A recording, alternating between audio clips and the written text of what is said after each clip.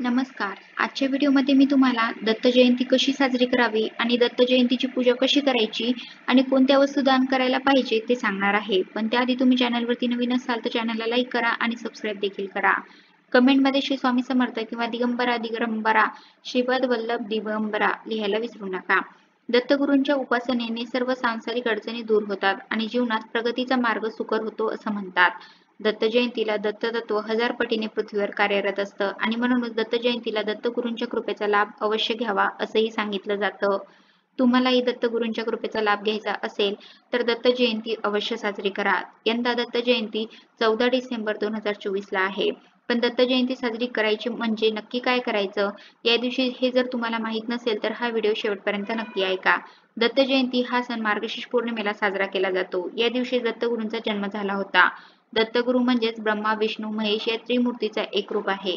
दत्तगुरूंनी स्वधर्म आणि सुसंस्कृती संकटग्रस्त असताना त्याची जोपासना आणि संरक्षण करण्याचं महत्त्वाचं कार्य केलं. दत्तगुरूंचे आई वडील म्हणजे अग्नी ऋषी आणि सती अनुसया. त्यांना दुर्वास आणि सोम हे दोन भाऊ सुद्धा होते.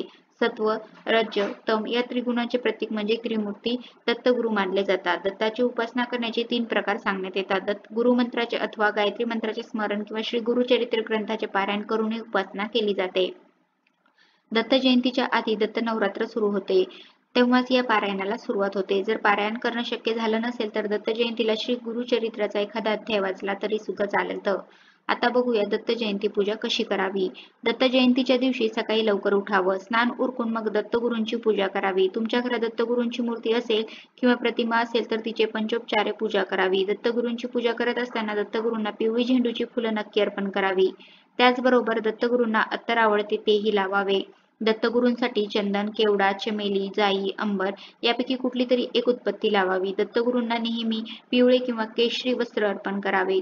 श्री दत्तात्रय ही योगसिद्धी प्राप्त करून देणारी देवता आहे. संत एकनाथ महाराज, संत तुकाराम महाराज आदी संतांनी सुद्धा दत्तात्रयांचा त्रिमुखी असण्याचा उल्लेख आपल्या अभंगातून केला आहे. दत्तगुरूंची पूजा करत असताना उजव्या हातामध्ये एक फूल आणि थोड्या अक्षता घेऊन एका मंत्राचं उच्चारण करावं. ओम असे श्री दत्तात्रय स्तोत्रमस्ते भगवान नारद ऋषी अनुष्टुप छंद श्री दत्त परमात्मा देवता श्री दत्त पितृते जपे विनव योग हा. त्यानंतर ते फूल आणि अक्षता अर्पण करून आणखीन एका मंत्राचे उच्चारण करावे. जटाधर पांडुरंग शूलहस्त कृपानिधी म सर्व रोग हर देव दत्तात्रय भज. त्याचबरोबर श्री दत्तांची पूजा धूप दीप आरती हे सगळं करून घ्यावं.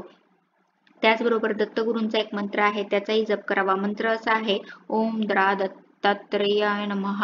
या मंत्राचा एक माळ जप करावा. दत्त जयंतीच्या दिवशी दत्तगुरूंचं भजन कीर्तन कुठे ना कुठेतरी आयोजित केलेलं मस्त तिथे नक्की जावं.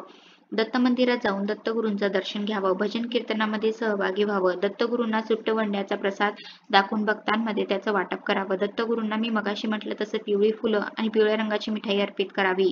त्याचबरोबर अवधूत गीता पाठ केल्याने सुद्धा पितृदोषापासून मुक्ती मिळते. दत्त जयंतीपूर्वी 7 दिवस गुरुचरित्राचं पारायण असताना दत्त जयंतीला या पारायणाची समाप्ती असते. तर मी मगाशी म्हटलं तसं तुम्ही गुरुचरित्राचा एखादा अध्यायाचं पारायण दत्त जयंतीच्या दिवशी करू शकता किंवा तुम्हाला जर पारायण करणं शक्य झालं नाही, दत्तगुरूंचा प्रभावी असा स्त्रोत आहे दत्तभावनी, हे सुद्धा तुम्ही दत्त जयंतीच्या दिवशी म्हणू शकता. ज्या दिवशी अत्रि ऋषी आणि सती अनुसया यांच्या घरी दत्तगुरूंनी जन्म घेतला तो दिवस म्हणजे दत्त जयंतीचा दिवस. असुरी आणि राक्षसी शक्तींना पूर्वी दैत्य म्हणत. देवगणांनी आसुरी शक्ती दूर करण्यासाठी केलेले सर्व प्रयत्न विफल ठरले तेव्हा ब्रह्मदेवाने दिलेल्या आदेशानुसार वेगवेगळ्या ठिकाणी विविध रूपात दत्तगुरूंनी अवतार घेतला आणि दैत्यांना नष्ट केले. दत्त जयंतीच्या दिवशी दत्तगुरूंच्या जन्माची कथा ही अवश्य ऐकावी. देशभरात दत्त जयंती उत्सव मोठ्या प्रमाणात साजरा करण्यात येतो. देवळांमध्ये प्रचंड गर्दी या दिवशी बघायला मिळते.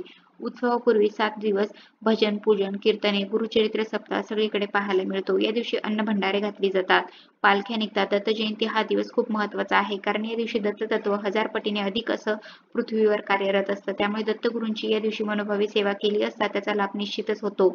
दत्त जयंतीच्या दिवशी चुकूनही काही कामं मात्र करू नका. दत्त जयंतीच्या दिवशी मांस आणि मदिरा यांचं सेवन चुकूनही करू नका. सात्विक अन्न घ्या. तुम्ही जरी उपवास करणार नसाल तरी अन्न मात्र सात्विक घ्या. कुठल्याही प्रकारचं मांस आणि मदिरा यांचं सेवन दत्त जयंतीला चुकूनही करू नये. त्याचप्रमाणे दत्त जयंतीच्या दिवशी घरात आलेल्या पाहुण्यांचा अपमान करू नये. दारात कोणी काही मागायला आलं तर त्याला रिकाम्या हाती जाऊ देऊ नये. सगळ्यात महत्त्वाचं दत्त जयंतीला तोंडातून अभद्र शब्द बाहेर पडतील असं काहीही करू नये किंवा सावध वागावं. कुणालाही शिवीगाळ करू नये, कोणाचाही अपमान करू नये. दत्त जयंतीच्या दिवशी जमेल तेवढा दत्तगुरूंचं नामस्मरण करावं आणि सात्विक आहार घेत संपूर्ण दिवसभर चांगले आचार विचार ठेवावेत.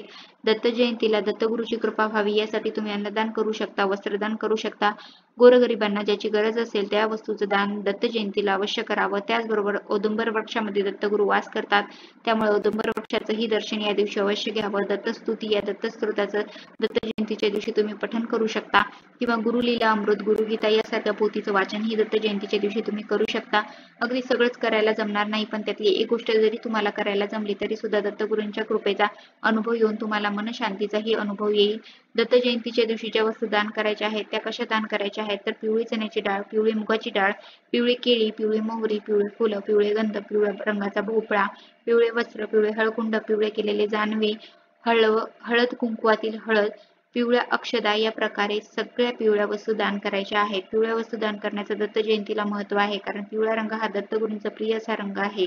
त्याचबरोबर 52 श्लोकी गुरुचरित्र पठणही तुम्ही दत्त जयंतीला करू शकता. तुम्हाला दत्तगुरूंसाठी गुरुचरित्र पारायण करायला जमलं नसेल तर तुम्ही 52 श्लोकी गुरुचरित्र पठण दत्त जयंतीच्या दिवशी करू शकता. सध्या कलियुग सुरू असून सगळीकडे अनाचरणी पाप वाढलेलं दिसतं.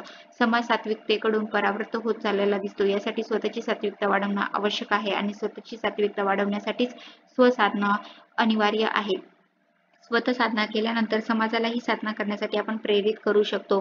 याला समष्टी साधना म्हणतात. दत्तगुरूंची सेवा, साधना, उपासना परिपूर्ण होण्यासाठी स्वतःसाठी आणि समाजासाठी एक व्यक्ती म्हणून समष्टी साधना ही करायला हवी. दत्त जयंतीच्या दिवशी दत्तगुरूंची पूजा झाल्यानंतर दत्तगुरूंची आरती अवश्य करावी आणि त्यानंतर प्रसाद वाट करून उत्सव आनंदात साजरा करावा. तर अशा प्रकारे आजच्या व्हिडिओमध्ये मी तुम्हाला दत्त जयंती कशी साजरी करावी आणि दत्त जयंतीची पूजा कशी करायची आणि कोणत्या वस्तू दान करायला पाहिजे याबद्दल माहिती सांगण्याचा प्रयत्न केला आहे. तुम्हाला माझा आजचा व्हिडिओ कमेंट करून नक्की सांगा. धन्यवाद.